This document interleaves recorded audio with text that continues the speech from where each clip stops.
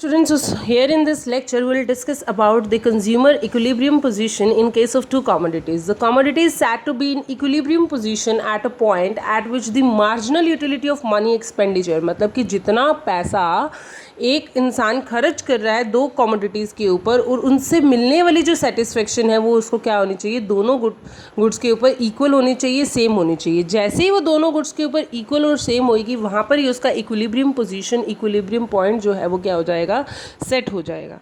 दोबारा से रिपीट कर रही हूँ. A consumer is said to be in equilibrium position. एक कंज्यूमर उस समय पर इक्विलिब्रियम पोजीशन के अंदर होगा at a point of which the marginal utility of money expenditure, ऐसे पॉइंट पे जहाँ पर जो मार्जिनल यूटिलिटी है उसके मनी एक्सपेंडिचर की वो क्या है, उन both the goods are equal in symbolic terms. मतलब कि दोनों ही गुड्स के ऊपर जितना वो खर्चा कर रहा है और उससे मिलने वाली जो सेटिस्फेक्शन है वो क्या होनी चाहिए, इक्वल होनी चाहिए. जहाँ पर ये इक्वल होगी और जो इनकम के इक्वल आ जाएगी तो वहाँ पर क्या होगा, उसका जो इक्विलिब्रियम पॉइंट है वो क्या हो जाएगा, सेट हो जाएगा. तो यहाँ पर हम फॉर्मूला पढ़ेंगे. M U X divided by P X is equals to M U Y divided by P Y is equals to M U M. मतलब marginal utility of goods X divided by P, price of goods X, and marginal utility of good y divided by price of good y is equals to marginal utility of money. ये एक दूसरे के क्या होने चाहिए, equal होने चाहिए. Now it is also known as the law of equimarginal utility. इसको हम equimarginal utility भी बोलते हैं, law of maximum satisfaction भी बोलते हैं, and Gauss's second law भी बोलते हैं. अगर क्वेश्चन में इन तीनों नेम से ही अगर कुछ आ जाता है कि define the law of equimarginal utility, what do you mean by the law of maximum satisfaction, या गोसेस सेकंड लॉ क्या है, तो अगर ऐसा कुछ क्वेश्चन आ जाए तो हमें क्या करना है, सिर्फ यही जो हमारा consumer equilibrium in case of two goods है हमें यही डिफाइन करना है. Okay, now we will discuss about the schedule of consumer equilibrium in case of two commodities. So here I am taking the assumptions कि हमारी जो income जो है वो कितनी है, 60 rupees, and I am purchasing good X is equals to 10 rupees and goods Y is equals to 5 rupees.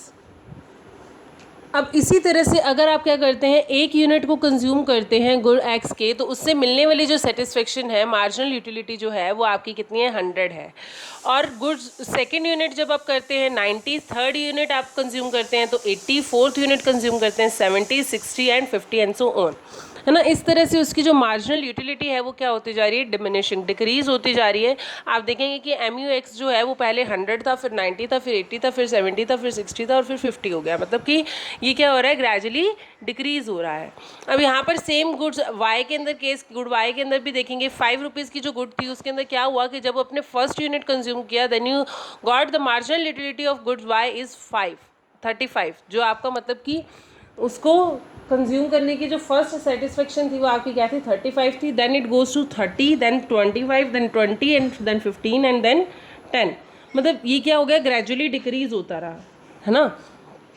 अब marginal utility मतलब ये तो M U X divided by P X जब हमने इसका निकाला, एम यू एक्स 100 है, पी एक्स कितना है, 10 rupees. M U X 100, P X 10, तो आपका जो अमाउंट है वो कितना है, 10. इसी तरह से 90 divided by 10 is equals to 9, 80 divided by 10 is equals to 8, 70 divided by 10 is equals to 7 and 60 divided by 10 is equals to 6, 50 divided by 10 is equals to 5. Same यहाँ पर भी हमने लिया है एम यू वाई के अंदर भी. एम यू वाई के अंदर क्या है, गुड्स की प्राइस कितनी है, 5, तो 35 divided by 5 is equals to 7, 30 divided by 5 is equals to 6, 25 divided by 5 is equals to 5 and 20 divided by 5 is equals to 4 and so on, है ना. इसी तरह से हमने क्या किया, इसकी मार्जिनल यूटिलिटी को डिवाइड किया प्राइस के साथ, प्राइस ऑफ गुड्स के साथ हमने इसको क्या कर दिया, डिवाइड कर दिया. अब देखो यहाँ पर हमें क्या करना है, इनकी सेम, मतलब अब हमें इस फॉर्मूला को अप्लाई करना है. इस फॉर्मूला को अगर हम अप्लाई करेंगे तो यू विल सी कि यहाँ पर 10 है लेकिन यहाँ पर कोई भी 10 नहीं है. एम यू एक्स के अंदर तो 10 है लेकिन एम यू वाई के अंदर 10 नहीं है, तो ये भी हमारे किसी काम का नहीं है. 9 यहाँ पर उसको सेटिस्फेक्शन 9 की यूटिल्स की फॉर्म में मिल रही है, लेकिन यहाँ पर 9 यूटिल्स तो है ही नहीं, 8 भी नहीं है. अब बात करते हैं 7 की. अब 7 यहाँ भी है और 7 मार्जिनल यूटिलिटी ऑफ y में भी है। सेम 6 यहाँ भी है और 6 मार्जिनल यूटिलिटी ऑफ y में भी है, और 5 मार्जिनल यूटिलिटी ऑफ x में भी है और मार्जिनल यूटिलिटी ऑफ y में भी है। और बाकी ना 4, ना ही 3 और ना ही 2, ये MUX के अंदर नहीं है। तो हमारे 3 ही केसेस बनते हैं जहाँ पर कंज्यूमर इक्विलिब्रियम पोजीशन के अंदर होगा। या तो वो क्या करेगा, यूनिट जो है 4 unit of goods X and 1 unit of good Y अगर वो कंज्यूम करता है तब वो इक्विलिब्रियम पोजीशन के अंदर हो सकता है। या वो क्या करेगा, 5 units of goods X and 2 units of good Y अगर कंज्यूम करेगा तब वो इक्विलिब्रियम पोजीशन के अंदर हो सकता है। या वो 6 units of goods X and 3 units of goods Y अगर वो कंज्यूम करता है तब वो इक्विलिब्रियम पोजीशन के अंदर होगा। तो इसको चेक करने के लिए हम क्या करते हैं, एक और फॉर्मूला यूज़ करेंगे। अभी हम बात करते हैं कि इसको इनकम के साथ किस तरह से रिलेट किया जाता है, ताकि हम ये पता लगा सकें कि कंज्यूमर एक्चुअली इक्विलिब्रियम पोजीशन के अंदर है भी या नहीं है ना। तो अभी चेक करते हैं कि कहाँ पर वो इक्विलिब्रियम पोजीशन के अंदर होगा। अभी यहाँ पर मैंने सिर्फ सेम वही एग्जांपल लिए। इनकम जो थी वो 60 रुपीज़ की थी, प्राइस ऑफ गुड X जो था वो 10 रुपीज़ का था, प्राइस ऑफ गुड्स Y जो था वो 5 रुपीज़ का था। अब इसी तरह से हम यहाँ पर क्या लिख देंगे, क्वांटिटीज़ भी लिख लेंगे कि कहाँ कहाँ पे उसका इक्विलिब्रियम पोजीशन जो है वो सेट हुआ था, X और Y।